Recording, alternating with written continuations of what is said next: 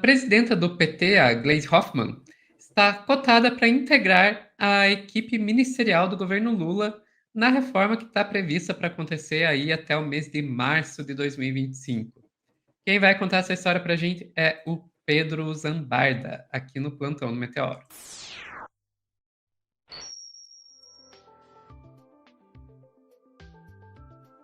Então, quer dizer que a presidenta do PT vai agora virar ministra. É interessante porque ela normalmente ela é uma pessoa que coloca posições mais à esquerda do Lula, Sim. né? Então, como é que fica aí agora o papel dela? Pois é, ela vai ter que passar. Acho que vai ter que dar uma suavizada nas críticas ao Fernando Haddad, mas é uma boa notícia. Eu acho que ela reflete também a experiência que ela teve como ministra da Casa Civil da Dilma. Eu me lembro da Ideli Salvati me contando essa história, que era muito frutífero ali, quando estava ela em relações institucionais, a Ideli, a Gleisi na Casa Civil e a Helena Chagas na SECOM. Foi um dos poucos momentos assim da história de Brasília que mulheres comandaram pastas estratégicas em Brasília. Mas o Lula tem uma dívida de gratidão com a Gleisi, e aí eu vou ler essa nota completa do DCM, que é baseada numa reportagem do Estadão, que eu não localizei, mas é o seguinte: o Lula deve colocar a Gleisi na Secretaria-Geral da Presidência. Ele vai ocupar o espaço do Márcio Macedo, que é o que consta aí os comentários palacianos, ele não está indo nada bem. A presidenta do PT, Gleisi Hoffmann, está cotada para integrar a equipe ministerial do governo Lula na reforma prevista até março. A deputada federal deve assumir a Secretaria-Geral da Presidência, atualmente responsável pelo diálogo do Planalto com movimentos sociais, e as informações são do Estadão. Com a ida da parlamentar ao primeiro escalão, será necessário um rearranjo dentro do PT. O partido, que completa 45 anos em 10 de fevereiro, realizará eleições internas em 6 de julho para renovar as suas direções nacional, estadual e municipal. Vai ser um evento, inclusive, no Rio de Janeiro. Lula está com presença confirmada. Enquanto isso, um dos vice-presidentes da sigla assumirá interinamente a presidência. Entre os nomes cotados para a função estão José Guimarães, líder do governo da Câmara, e o senador Humberto Costa, que deve ocupar a segunda presidência no Senado. A escolha do sucessor provisório de Gleisi dependerá do aval do presidente Lula, pois essa liderança conduzirá o processo da eleição direta do partido, o PED. Apesar de não haver impedimentos para que parlamentares acumulem cargos no Congresso e na presidência do PT, a paranaense tem maior proximidade com Guimarães. Lula quer Edinho Silva, ex-prefeito de Araraquara e aliado de Fernando Haddad, para que ele assuma a presidência do PT. A estratégia visa aproximar o partido do centro político na segunda metade do governo. Ou seja, Sofia, isso é uma má notícia, tá? Eles querem calar algumas críticas que tem dentro do PT. Caso o atual mandatário não dispute a reeleição em 2026, Edinho ajudaria a pavimentar o caminho de Haddad como candidato. Tá bom? Isso tá rolando.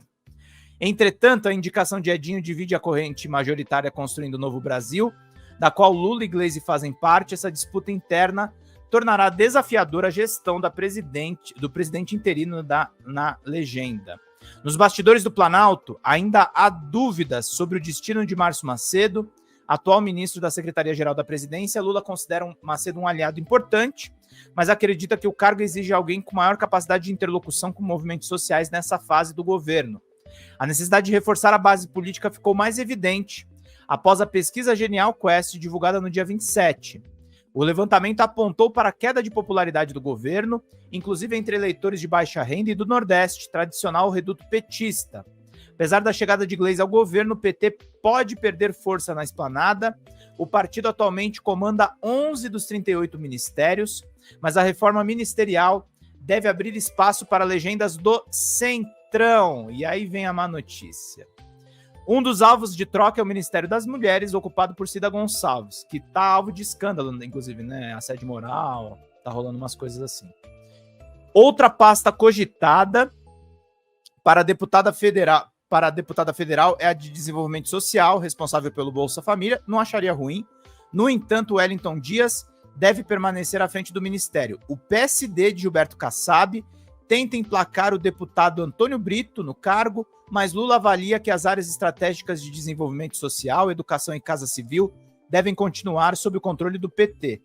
Isso aqui também é uma outra má notícia. Rui Costa, que não está indo tão bem na Casa Civil, pode ser que seja mantido. A reforma ministerial, que será concluída após as eleições para o comando da Câmara e do Senado, marcadas para o dia 1º de fevereiro, tem como objetivo fortalecer alianças políticas para 26. Até o momento, a única mudança confirmada foi na SECOM, com a saída de Paulo Pimenta e a entrada do Sidônio Palmeira. E aí, a Veja, que tem uma tradição de atacar a Gleisi, fez uma boa coluna aqui sobre as possíveis vitórias da Gleisi Hoffmann com essa nomeação, né? Ela mostra a força na negociação com Lula e o poder do PT.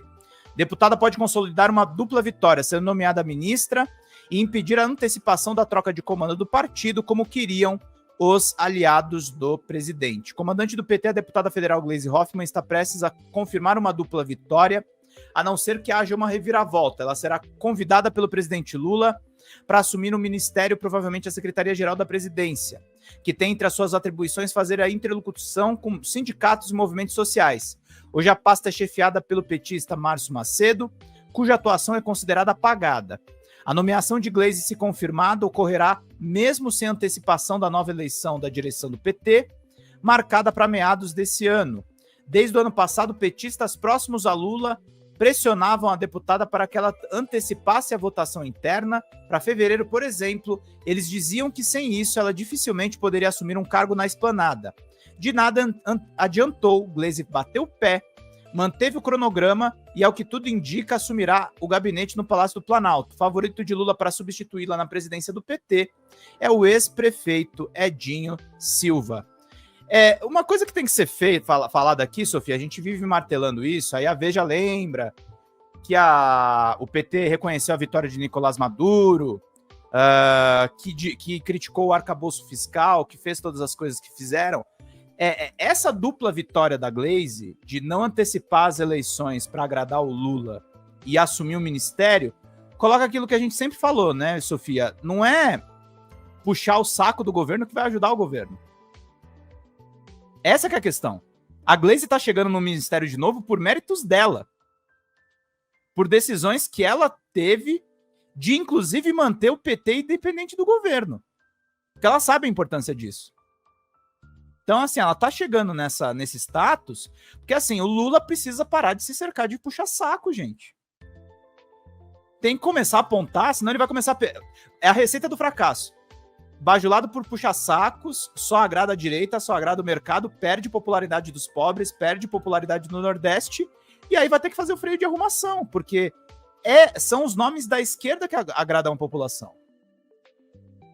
Exato, exato. E é interessante também que o papel dela vai ser o de fazer articulação com os movimentos sociais, que é uma coisa que, vamos e convenhamos... O MST tá abandonado. O MST tá abandonado. O Lula... Não só o MST. Não só o MST. O Lula fez um excelente trabalho em alienar todos os movimentos sociais que ajudaram ele a colocar ele lá. Os únicos movimentos sociais que não estão insatisfeitos com o Lula são aqueles que são puxa-sacos do Lula e que estão lá só para servir, assim, tipo, de base para o governo, independendo do que façam. O MST está abandonado, a gente vê o Stedley dia sim, dia também, fazendo críticas ao governo, chamando...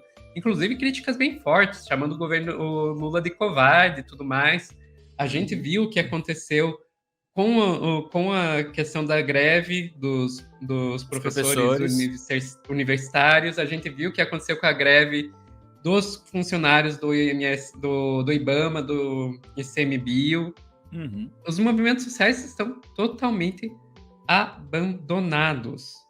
Então...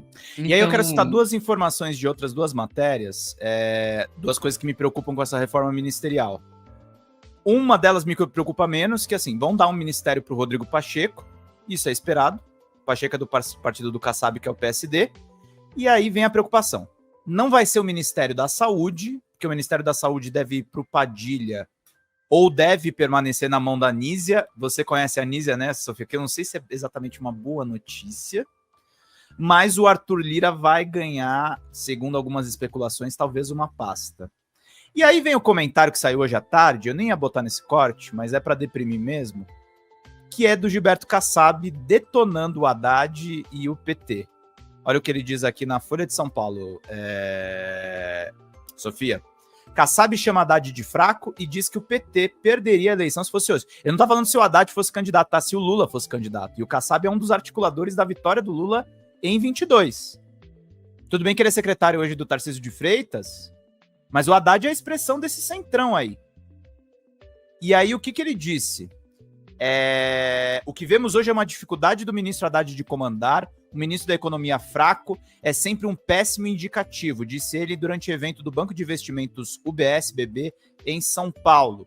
Eu acredito no sucesso da economia quando você tem ministros da economia fortes. Aí eu discordo frontalmente do Haddad, ele vai falar, do Kassab, ele vai falar uma besteirona. No próprio governo FHC, no qual eu fui deputado federal, olha ele puxando o saco da direita. Encaminhar algumas sugestões para o presidente, ele mesmo falava, isso não é comigo, é com Pedro Malan. No primeiro governo Lula, o Palocci comandava. Sim, o Palocci, que eu não sei, enfim, o que ele fez nos bastidores, né? No governo Temer, o Meirelles comandava. Todos os bons momentos de Bolsonaro foram relacionados ao Paulo Guedes. E a presidenta Dilma não foi bem, porque ela queria comandar a economia. Tudo torto. Mas, Deus, Sofia... o que foi isso?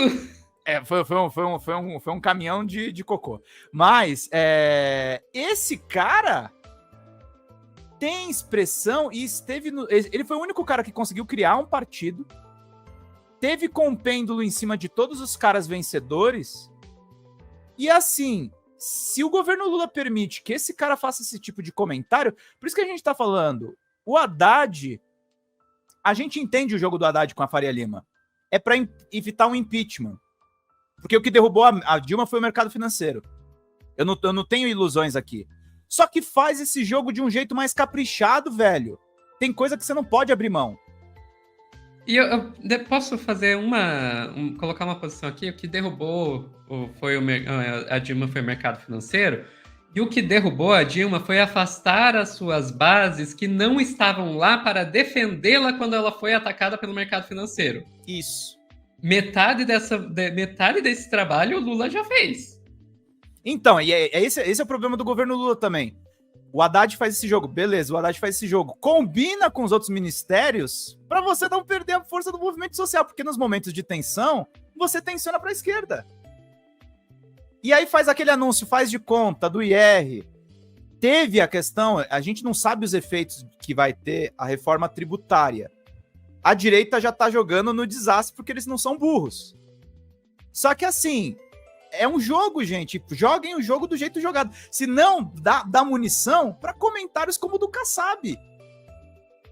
O Kassab fica armado para fazer esse tipo de coisa. O cara que é secretário do Tarcísio. Vocês estão dando força pro Tarcísio de Freitas, gente. Que eu vou falar uma coisa para vocês. Não vai ganhar 26, tá? Não vai ganhar 26, porque o pessoal acha que o Tarcísio vai ganhar, vai vir um Pablo Marçal e vai atropelar todo mundo se a gente não se proteger. Eu só tava esperando você dizer isso. Não, tá? Por isso que movimento social é importante. Não é só contra o mercado financeiro. Se aparece um Pablo Marçal e você tem apoio popular, você consegue se proteger. E mais uma coisa, e é por isso que você não pode apostar no sou menos pior que o Bolsonaro. Você tem que realmente fazer um governo bom. Se você for só menos pior que o Bolsonaro... As pessoas vão votar no Bolsonaro. No caso, no Pablo Marçal. Vão votar no Marçal. Exato. É isso. Ficamos por aqui, Pedro. Ficamos. A gente vai ficar meio deprimido, mas vamos embora. Fazer o quê? Pessoal que está assistindo ao vivo, não saiam daí. A live ainda não acabou. A gente já volta com mais Plantão do Meteoro.